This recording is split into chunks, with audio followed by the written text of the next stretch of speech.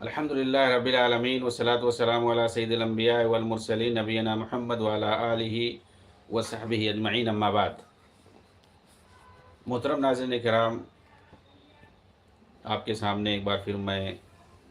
امام بربہاری رحمہ اللہ کتاب شرح السنہ کے ساتھ حاضر ہوں۔ پچھلے درس کے اندر آپ کے سامنے اہل بدعت کی کتابوں کو پڑھنے، سننے اور ان سے علم سیکھنے، دین سیکھنے پر بات ہو رہی تھی، اور یہ اصول بتایا گیا تھا کہ دراصل جو ممانعت ہے وہ دین سیکھنے کو لے کر کے ہے، عقیدے اور منہج کو ان سے لینے کو لے کر کے ہے۔ ہاں، اس کے علاوہ اور کوئی ممانعت نہیں ہے۔ چنانچہ جو لوگ منع کرتے ہیں، دین سیکھنے کے منع کرتے ہیں کہ ان کی کتابیں نہ پڑھو، ان کو نہ سنو، ان سے دین نہ لو، یعنی دین لینے کی حیثیت سے، سیکھنے کی حیثیت سے، یہ سلف سے بھی معروف ہے، اور آج بھی جو سلفی علماء ہیں وہ منع کرتے ہیں کہ بدعتیوں سے دین نہ سیکھو، ان کی کتاب نہ پڑھو، ان کی بات مت سنو، ان کے پاس مت جاؤ۔ دین سیکھنے کے لیے دینی پہلو کے اعتبار سے منع کرتے ہیں۔ لیکن جو عالم ہے، وہ دین میں ماہر ہے، عقیدے و منہج سے واقفیت ہے، اسلامی ہسٹری اچھی طرح جانتا ہے، تو پھر ان کا کوئی مسئلہ ہی نہیں ہے۔ وہ پڑھیں گے نہیں تو جواب کیسے دیں گے، سنیں گے نہیں تو جواب کیسے دیں گے، ان کے پاس جائیں گے نہیں تو ان پر حجت کیسے قائم کریں گے، تو ان کا کوئی مسئلہ ہی نہیں۔ تو یہ اصل دیکھا جائے گا، یہ پہلو دیکھا جائے گا، لیکن بہت سارے لوگ مغالطے سے کام لیتے ہیں۔ تو یہ دراصل بہت بڑا جو ہے اس وقت دور حاضر میں المیہ ہے کہ بہت سارے بدعتیوں کے صحبت کار مختلف طور پر مختلف پہلوؤں سے پڑے ہوئے ہیں، دکھ جاتے ہیں ہر جگہ،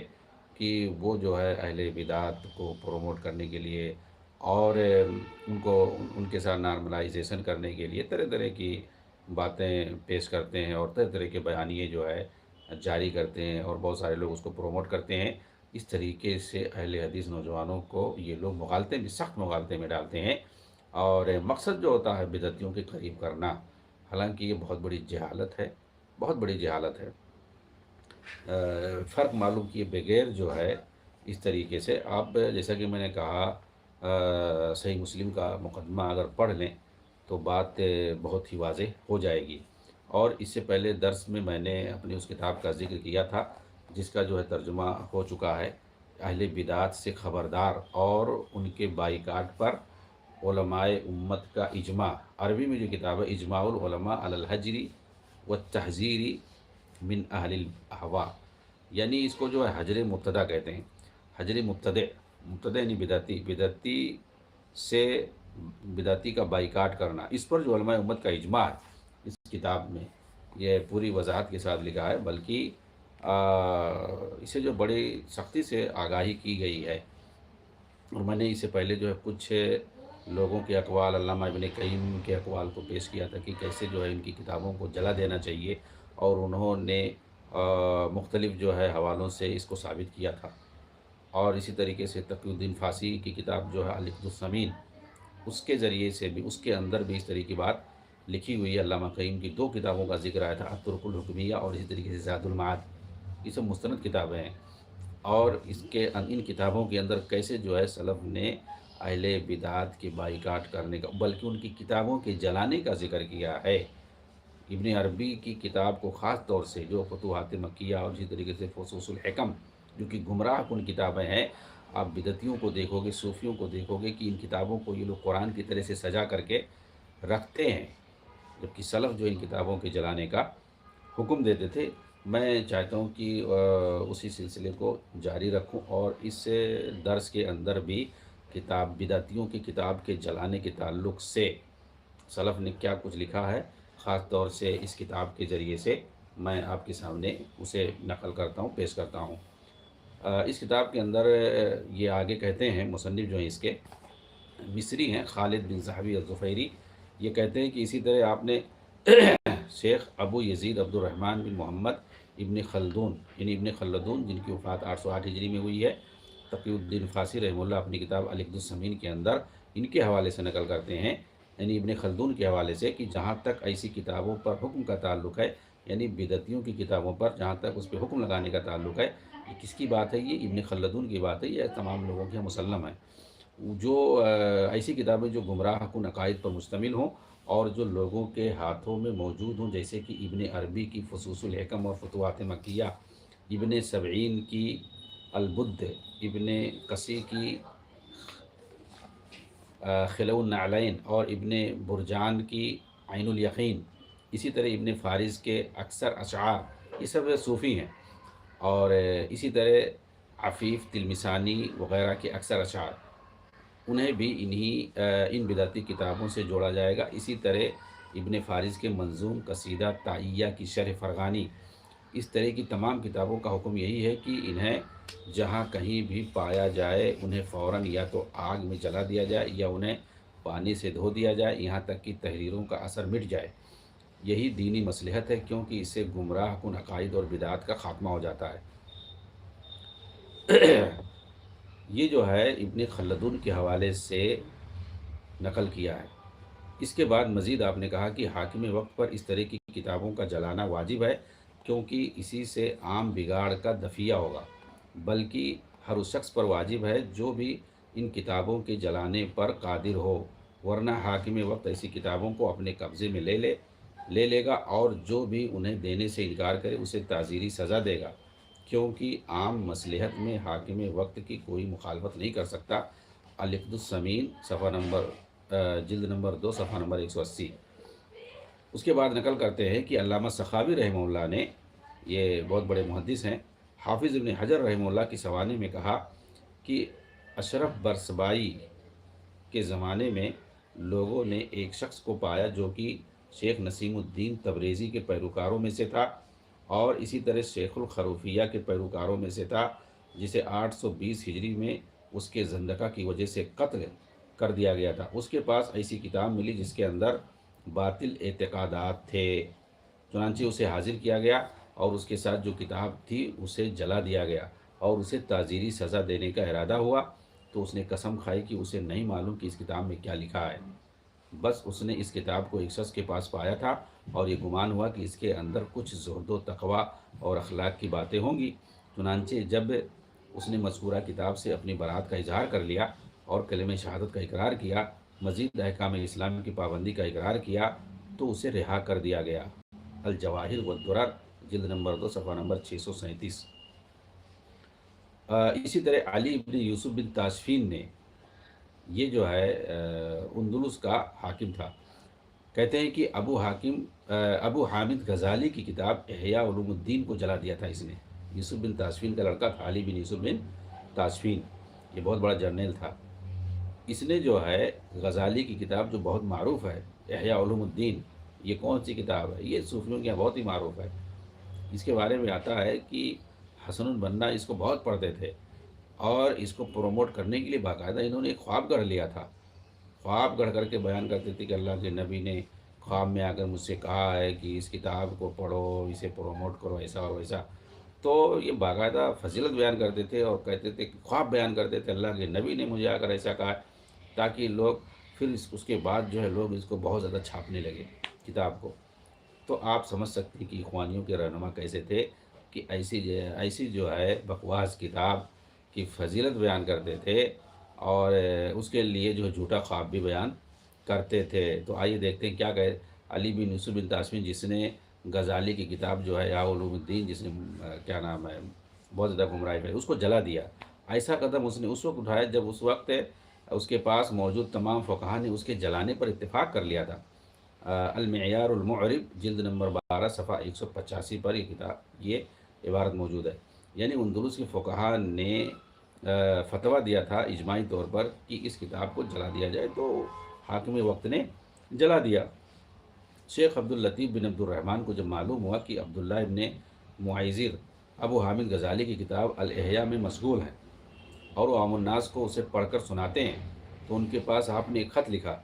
کہ یہ خط عبداللطیف بن عبد الرحمن کی طرف سے برادرم عبداللہ ابن معیذر کی خدمت میں،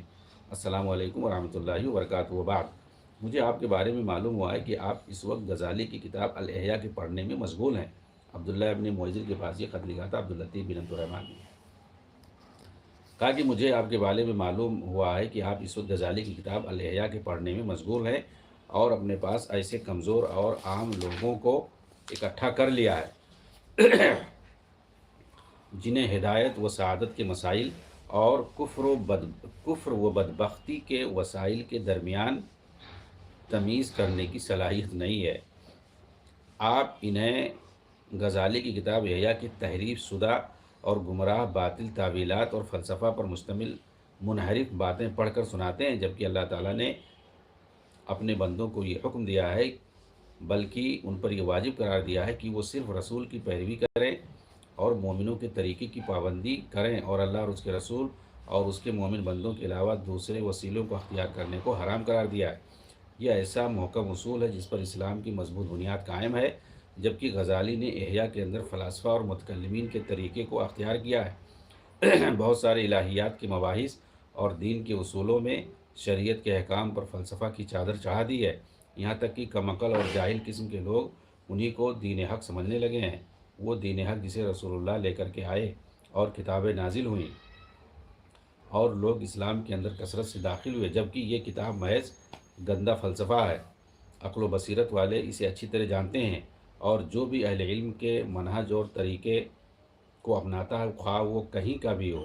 وہ اس طرح کی کتابوں سے نفرت کرتا ہے۔ اہل علم اور اہل بصیرت نے اس کتاب کو دیکھنے، اسے پڑھنے سے خبردار کیا ہے، بلکہ مغرب کے اہل السنہ علماء نے اسے جلانے کا فتویٰ دیا ہے۔ مغرب کے یعنی اندلس کے،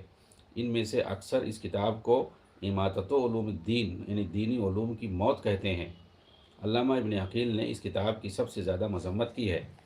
اور اس کے اندر جو خرافات اور مغالطے ہیں انہیں ایکسپوز کیا ہے، اور یقین سے یہ کہا ہے کہ اس کے اکثر مباحث خالص زندقہ پر مشتمل ہیں، زندقہ یعنی بددینی پر مشتمل ہیں۔ ایسا کرنے والے کا اللہ تعالیٰ نہ تو فرض قبول کرے گا اور نہ ہی نفل۔ مجموعۃ الرسائل والمسائل النجدیہ، صفحہ جلد نمبر 3 صفحہ نمبر 130۔ میں کہتا ہوں کہ یعنی مصنف کہہ رہے ہیں کہ تاریخ اپنے آپ کو دہراتی ہے۔ کیا ان ائمہ نے احیاء علوم الدین کے اندر ادبیات اور دیگر علمی فوائد کے پائے جانے کی وجہ سے اس کتاب کے پڑھنے کو جائز قرار دیا ہے؟ انہیں اور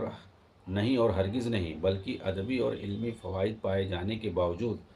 اس کتاب کے جلانے کا حکم دیا ہے اور اس سے خبردار کیا ہے۔ ضعیف اور موضوع روایت کی بھرمار اس کتاب کے اندر، بدعات اور گمراہی اور زندقہ پر مبنی یہ کتاب ہے۔ ٹھیک ہے، بہت سارے فوائد کی باتیں بھی ہیں، علمی باتیں بھی ہیں، دین کی باتیں بھی ہیں، لیکن منع کیوں کیا کہ جلانے، کیونکہ اس کے اندر گمراہی ہے۔ آگے مصنف کہتے ہیں کہ غزالی کی کتاب احیاء علوم الدین آج کی ان کتابوں سے کہیں زیادہ بہتر ہے جن کے اندر جدید حزبی داعیوں نے اپنے منحرف اور گمراہ کن افکار و نظریات کو بھر رکھا ہے۔ چنانچہ یہ سید قطب کی کتابیں ہیں جس کی آج کے حزبی اخوانی تحریکی بڑی تعظیم کرتے ہیں، بلکہ انہیں مقدس مانتے ہیں، حالانکہ ایسی کوئی بدعت نہیں چھوٹی ہوگی جسے ان کے اندر سید قطب نے بھر نہ دیا ہو، بلکہ بڑی بڑی گمراہ کن بدعتیں اس کے اندر موجود ہیں، بلکہ ان بدعتوں کو سید قطب نے بڑی وضاحتوں اور تشریحات کے ساتھ ذکر کیا ہے۔ اگر اس طرح کی کتابیں سلف صالحین کے زمانے میں یا خلیفہ علی بن یوسف بن تاشفین کے زمانے میں موجود ہوتی کہ جس نے احیاء علوم الدین کو جلایا تھا، تو میں کہتا ہوں کہ وہ احیاء علوم الدین کو بعد میں جلاتا، پہلے سید قطب کی کتابوں کو جلا کر راکھ کر دیتا یا دونوں کو ایک ساتھ جلا دیتا۔ اہل بدعت کے تعلق سے ایک موقف اور بیان کروں گا جو سنہری حروف سے لکھنے کے قابل ہے۔ یہ وہ موقف ہے جو شیخ علامہ محمد بن ابراہیم رحمہ اللہ اور بدعتی عبداللہ خنیزی کے درمیان پیش آیا تھا۔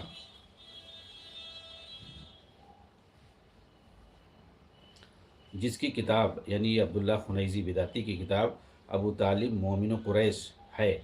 جسے تعزیری سزا دینے کا حکم صادر کیا گیا تھا، یہاں تک کہ خنیزی نے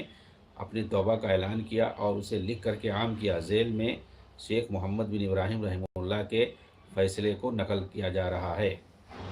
محمد بن ابراہیم کی طرف سے برادر مکرم ریاض کے پولیس افسر سلموں کی خدمت میں، السلام علیکم ورحمۃ اللہ وبرکاتہ۔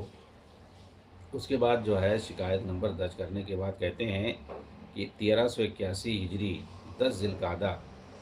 آپ کے پاس عبداللہ الخنیزری کا کیس رپورٹ کیا گیا، جس کے اندر 3 قاضیوں نے اسے مجرم ٹھہرایا ہے اور اس کے تعلق سے درج ذیل 4 احکامات صادر کیے ہیں۔ نمبر 1، اس کی کتاب کے تمام نسخوں کو جمع کیا جائے اور پھر انہیں جلا دیا جائے، جیسا کہ علماء نے بدعتیوں کی کتابوں کے تعلق سے صراحت کے ساتھ انہیں جلانے کا حکم دیا ہے۔ نمبر 2، جس نے یہ کتاب لکھی ہے اسے 1 سال قید کیا جائے، ہر 2 مہینے میں پورے سال اسے بازار میں لے جا کر 20 کوڑے لگائے جائیں، ساتھ میں ہیئت الامر بالمعروف اور امارہ و محکمہ کے مندوبین بھی شریک ہوں گے۔ نمبر 3، اسے توبہ کرایا جائے، اگر توبہ کر لے اور اپنے توبہ کا اعلان کر دے اور جو کچھ اس نے لکھا ہے اور اخباروں میں پھیلایا ہے اس کے خلاف ایک تحریر لکھے،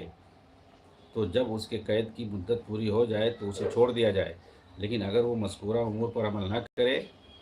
تو اسے رہا نہ کیا جائے اگرچہ قید کی مدت پوری ہو جائے۔ نمبر 4، اسے نوکری سے برخاست کر دیا جائے اور پھر کسی بھی حکومتی محکمے میں اسے نوکری نہ دیا جائے، کیونکہ تعزیری سزا میں یہ بھی شامل ہے۔ تعزیری سزا سے متعلق یہ چند باتیں تھیں جنہیں کمیٹی نے لاگو کیا ہے۔ اس کارروائی کے پورا ہونے کے بعد توبہ کا معاملہ باقی رہے گا، جسے انشاءاللہ ضرور پورا کیا جائے گا۔ والسلام علیکم۔ یہ جو خط موجود ہے اور یہ بات فتاوی اور رسائل سماحت الشیخ محمد بن ابراہیم، جلد نمبر 12 صفحہ نمبر 187۔ شیخ محمد بن ابراہیم پر اللہ رحم فرمائے، آپ کیا ہی خوب انسان تھے جو اہل بدعت اور سنت کے مخالفین پر بہت ہی سخت تھے، اور آپ بدعتیوں کے ساتھ یہی سختی اپناتے تھے، چنانچہ وہ آپ سے بہت زیادہ ڈرتے تھے، جیسا کہ ہمیں ان کے معاصر لوگوں نے بتلایا ہے۔ سو آج بہت سارے ایسے اہل بدعت ہیں جن کے ساتھ اسی طرح کی سختی کی ضرورت ہے۔ آگے لکھتے ہیں کہ یہ معلوم رہے کہ عبداللہ خنیزی نے اپنی ان غلطیوں سے توبہ کر لیا تھا جنہیں اس نے اپنے ہاتھوں سے اپنی کتاب میں لکھا تھا، اور اپنے توبہ کا اعلان بھی کیا تھا اور تحریری شکل میں اسے عام بھی کیا، اور یہ سب کچھ اس فیصلے میں لکھا ہوا ہے۔ اہل بدعت کی کتابوں کے ساتھ طریقۂ تعامل کو لے کر اہل علم کے اقوال میں علامہ شیخ محمد بن صالح العثیمین رحمہ اللہ کا بھی یہ قول ملتا ہے کہ اہل بدعت کے بائیکاٹ میں یہ بھی شامل ہے کہ ان کی کتابوں کو نہ دیکھا جائے، کیونکہ اس سے فتنے کا خوف ہے، اور نہ ہی انہیں لوگوں میں پھیلایا جائے۔ بھئی علامہ ابن عثیمین رحمہ اللہ ایسا کیوں نہیں کہہ رہے کہ جو ہے جو حق بات ہو اسے لے لو اور جو باطل ہو اسے چھوڑ دو، بلکہ آپ کیا کہہ رہے ہیں، ان کی کتابوں کو نہ دیکھا جائے کیونکہ اس سے فتنے کا خوف ہے، اور نہ ہی انہیں لوگوں میں پھیلایا جائے، کیونکہ گمراہی کی جگہوں سے دور رہنا واجب ہے، جیسا کہ نبی پاک صلی اللہ علیہ وسلم نے دجال کے تعلق سے فرمایا ہے کہ جو بھی دجال کے بارے میں سنے تو اسے چاہیے کہ اس سے دور رہے۔ اللہ کی قسم، ایک انسان اس کے پاس آئے گا، وہ اپنے آپ کو مومن سمجھے گا، مگر شبہات کی بنیاد پر وہ بالآخر اس کے پیروکاروں میں شامل ہو جائے گا۔ یہ جو ہے سنن نبی داؤد کے اندر ہے۔ اس حدیث کو علامہ البانی نے صحیح قرار دیا ہے۔ کہتے ہیں لیکن اگر ان کتابوں کو دیکھنے کا مقصد ان کی بدعتوں کی جانکاری حاصل کرنا ہو، ان پر رد کرنے کی خاطر، پھر ایسی صورت میں کوئی حرج نہیں ہے ایسے شخص کے لیے جس کا عقیدہ صحیح ہو اور وہ ان پر رد کرنے پر قادر ہو، بلکہ یہ جائز ہی نہیں بلکہ بسا اوقات واجب بھی ہو جاتا ہے، اس لیے کہ بدعت پر رد کرنا واجب ہے، اور جو چیز واجب کے بغیر پوری نہ ہو وہ بھی واجب ہو جاتی ہے۔ مجموع فتاوی و رسائل فضیلت الشیخ محمد بن صالح العثیمین، جلد نمبر 5 صفحہ نمبر 89۔ شیخ صالح الفوزان حفظہ اللہ سے پوچھا گیا کہ اہل البدع کی کتابوں کو پڑھنے اور ان کی کیسٹوں کو سننے کے تعلق سے صحیح قول کیا ہے، تو آپ نے جواب دیا کہ بدعتیوں کی کتابوں کا پڑھنا اور ان کی کیسٹوں کا سننا جائز نہیں ہے، سوائے اس شخص کے لیے جو ان پر رد کرنا چاہتا ہو اور ان کی گمراہیوں کو ایکسپوز کرنا چاہتا ہو۔ الاجوبہ المفیدہ عن اسئلۃ المناہج الجدیدہ، صفحہ نمبر 70۔ جدید مناہج کے نام سے اردو میں جس کا ترجمہ ہو چکا ہے اور جس کا ترجمہ برادرم شیخ عنایت اللہ سنابلی مدنی حفظہ اللہ نے کی ہے، اور یہ بھی بہت ہی اہم کتاب ہے جدید مناہج کے نام سے۔ اہل السنہ اہل الحدیث سے اسی طرح اہل بدعت اور ان کی کتابوں کے ساتھ تعامل برتتے تھے، سو آپ بھی اہل بدعت اور ان کی کتابوں کے ساتھ وہی موقف رکھیے جو موقف سلف کا تھا، کیونکہ اسی میں بھلائی ہے، اور جس کے لیے وہ چیز کافی نہ ہو جو رسول اللہ صلی اللہ علیہ وسلم اور سلف صالحین کے لیے اور ان کے بعد ائمہ دین کے لیے کافی ہوا، اللہ تعالیٰ اسے کبھی بھی وسعت عطا نہیں کرے گا، اور جو سلف کے منہج سے راضی نہ ہوا اور نہ ہی ان کے طریقے پر چلا تو اس کا شمار شیطانی گروہ میں ہوگا، جو لوگوں کو اپنے گروہ کی طرف بلاتا ہے تاکہ وہ سب بھی دوزخ والوں میں سے دوزخ والوں میں سے ہو جائیں، اور جو صراط مستقیم سے راضی نہ ہو وہ صراط جہیم کی طرف جائے گا، اور جو اپنے سلف کے طریقے پر نہیں چلے گا وہ ضائع ہو جائے گا، اور جو سنت سے انحراف کرے گا وہ جنت کی راہ سے منحرف ہو جائے گا۔ سو اللہ سے ڈرو کیونکہ معاملہ بہت دشوار ہے، کیونکہ جنت کے بعد صرف دوزخ ہے، اور حق کے بعد صرف گمراہی، اور سنت کے بعد صرف بدعت ہے۔ تہذیب النظری لابن قدامہ، صفحہ نمبر 70۔ یہ بھی یاد رہے کہ سلف اہل بدعات میں بھی تفریق کرتے تھے، چنانچہ جو بدعتی اپنی بدعات کا پرچار کرتا اور جو اپنی بدعات کا پرچار نہیں کرتا، دونوں میں فرق کیا کرتے تھے۔ اسی لیے ضرورت کے وقت ان بدعتیوں سے سلف نے استفادہ کیا ہے جو بدعات کا پرچار نہیں کرتے تھے، ان کی سچائی اور امانت داری کی وجہ سے، اور بدعات کی طرف لوگوں کو نہ بلانے کی وجہ سے۔ تو بہت سارے لوگ یہ باریکی نہیں بتاتے ہیں، اور کہیں ان کو کوئی چیز مل جاتی ہے اس طرح سے کہ دیکھو دیکھو فلاں جو ہے بدعتی سے وہ جو ہے پڑھتے تھے، یا انہوں نے اس سے جو حدیث لی ہے وغیرہ وغیرہ، اور یہ ساری چیزیں وہ نہیں بتاتے تھے، نہیں بتاتے ہیں، مغالطے میں ڈالتے ہیں لوگ۔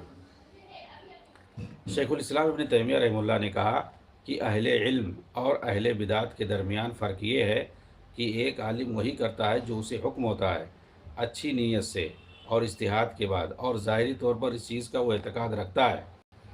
جس کے لیے اس کے پاس دلیل ہو، کیونکہ اس کا اسے حکم ہے، گرچہ وہ اس کے مطابق نہ ہو۔ جس طرح کی ایک حاکم مامور ہوتا ہے کہ وہ دو عادل گواہوں کی تصدیق کرے، گرچہ وہ اندر سے جھوٹے ہوں اور غلطی کر رہے ہوں،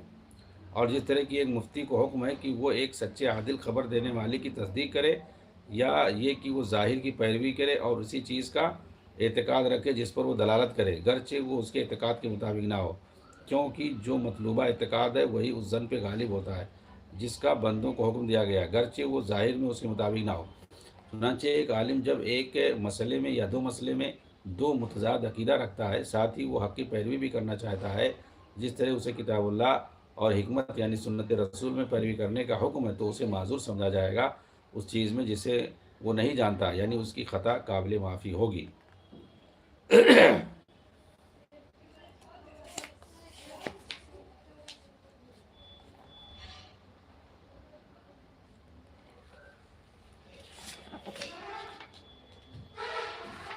کہتے ہیں اسی لیے اہل علم فرق کرتے تھے، حتیٰ کہ حدیثوں کی روایت کرنے میں بھی وہ فرق کرتے تھے، یعنی ان بدعتیوں کے درمیان جو اپنی بدعت کی طرف دعوت دیتے تھے اور جو اپنی بدعت کی طرف دعوت نہیں دیتے تھے، مگر اس مسئلے میں اہل علم کے درمیان اختلاف ہے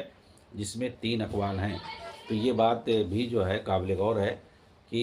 بدعتیوں سے، کچھ لوگ کہتے ہیں بدعتیوں سے روایت لیتے تھے تو اس کا کیا حکم ہے، اس کا مطلب بدعتیوں سے سیکھنا چاہیے دین، یہ حالانکہ یہ مغالطہ ہے، غلط ہے۔ آئیے دیکھتے ہیں، کہتے ہیں کہ اس میں جو ہے اہل علم کے 3 اقوال ہیں۔ نمبر 1، مطلق طور پر اہل بدعت سے روایت کرنا منع ہے، یہ قول ہے ابن سیرین، مالک، امام مالک اور ابن عیینہ، امام حمیدی جو کہ امام بخاری کے شیخ ہیں، یونس بن ابی اسحاق اور علی بن حرب وغیرہ۔ اس تعلق سے یہ 2 طریقہ اختیار کرتے ہیں، یعنی یہ مطلق طور پر منع کرتے ہیں کہ حدیث بھی روایت نہیں کر سکتے ہیں، حدیث روایت کرنے کا اصل مسئلہ ہے۔ تو اس کے لیے وہ 2 طریقہ اختیار کرتے ہیں۔ نمبر 1، نصب پرست بدعتیوں کی تکفیر یا اس کی تفسیق کرنا، ان کے درمیان یہ مشہور اختلاف ہے۔ نمبر 2، ان کی اہانت اور تذلیل کی جائے، ان کا بائیکاٹ کیا جائے اور ان سے روایت نہ کر کے انہیں سزا دی جائے، اگرچہ ان کے کفر یا فسق پر حکم نہ لگائیں۔ تو یہ لوگ جو ہے سختی برتتے ہیں اور حدیث کو بھی روایت کرنے کا حکم نہیں دیتے، جائز قرار نہیں دیتے ہیں۔ دوسرا قول یہ ہے کہ ان سے روایت کرنا جائز ہے، یعنی بدعتیوں سے روایت کرنا مطلق طور پر جائز ہے اگر وہ جھوٹ سے متہم نہ ہو۔ یہ امام ابو حنیفہ، امام شافعی، امام یحییٰ ابن سعید اور علی ابن مدینی کا قول ہے۔ ان کے یہاں یہ کہ اگر جو بدعتی جھوٹ سے متہم نہ ہو اور بدعت کی طرف دعوت نہ دیتا ہو تو اس سے جو ہے حدیث روایت کر سکتے ہیں۔ نمبر 3، تیسرا قول، یہ لوگ بدعت کی طرف دعوت دینے والے اور دعوت نہ دینے والے کے درمیان فرق کرتے ہیں، چنانچہ یہ اس بدعتی سے روایت کرنے کو منع کرتے ہیں جو اپنی بدعت کی طرف دعوت دیتا ہو، جبکہ اس بدعتی سے روایت کرنے کو جائز قرار دیتے ہیں جو اپنی بدعت کی طرف دعوت نہیں دیتا ہے۔ یہی قول درست اور مناسب لگتا ہے اور یہی اکثر لوگوں کا قول ہے، جسے کہ عبداللہ ابن مبارک، ابن مہدی امام احمد بن حنبل، یحییٰ بن معین، اور ایک روایت امام مالک سے بھی مروی ہے۔ اسی کو شیخ الاسلام ابن تیمیہ اور حافظ ابن حجر وغیرہ نے اختیار کیا ہے۔ ساتھ ہی انہوں نے یہ شرط لگائی ہے کہ وہ بدعتی جو اپنی بدعت کی طرف دعوت نہیں دیتا ہے اس کی روایت قبول کی جائے گی، جب اس کی طرف سے کوئی ایسی چیز نہ دیکھی جائے جو اس کی بدعت کو تقویت پہنچاتی ہو۔ منہاج السنہ النبویہ لابن تیمیہ، جلد نمبر 3، صفحہ نمبر 60۔ اس طرح ان لوگوں کا قول باطل ٹھہرتا ہے جو ابن ابی عروبہ اور قتادہ اور اسی طریقے سے سید قطب، حسن بنا غزالی جیسے بدعتیوں کے درمیان کوئی فرق نہیں کرتے۔ ابن ابی عروبہ ہوں، قتادہ بن دعامہ سدوسی رحمہ اللہ ہوں، ان لوگوں کا معاملہ الگ تھا، اور موجودہ دور میں سید قطب، حسن بنا اور غزالی وغیرہ کا معاملہ بالکل الگ ہے۔ دونوں میں فرق کرنا ضروری ہے، کیونکہ یہ لوگ اپنی بدعت کے پرچارک ہیں اور وہ لوگ اپنی بدعت کے پرچارک نہیں تھے، بلکہ وہ لوگ کیا تھے کہ وہ یہ عقیدہ رکھتے تھے۔ ٹھیک ہے، اب پتہ نہیں وہ عقیدہ رکھتے تھے وہ کیسا تھا کیسا نہیں تھا، لیکن وہ لوگ داعی نہیں تھے۔ یہ لوگ تو سب داعی ہیں۔ میں نے اس کلام کو ذکر کیا ہے تاکہ یہ واضح ہو جائے کہ وہ لوگ جو برحق سلفی منہج کی طرف دعوت دیتے ہیں اور جو بظاہر اس منہج کی طرف منسوب ہیں، مگر یہ لوگ ان لوگوں کو جو بعض بدعتوں میں واقع ہو گئے ہیں جیسے کہ ابن حجر اور نووی وغیرہ، تو ان لوگوں کا بہانہ بنا کر اہل سنہ پر طعن و تشنیع کرتے ہیں، جیسے کہ ابن ابی العز کی جن کی کتاب شرح تحاویہ اور انہوں نے تنقید کی، علامہ شوکانی جیسے لوگوں پر سختی برتی ہے جنہوں نے توحید و سنت کے علم کو بلند کیا، مگر ان سے بعض غلطیاں سرزد ہو گئیں۔ دعا کہ اللہ تعالیٰ ہمیں حق کو سمجھنے اور اس کی پیروی کرنے کی توفیق دے، باطل کو پہچاننے اور اس سے دور رہنے کی توفیق عنایت فرمائے، آمین۔ وصلی اللہ تعالیٰ علی خیر خلق محمد وعلی آلہ وصحبہ اجمعین، والسلام علیکم ورحمۃ اللہ وبرکاتہ۔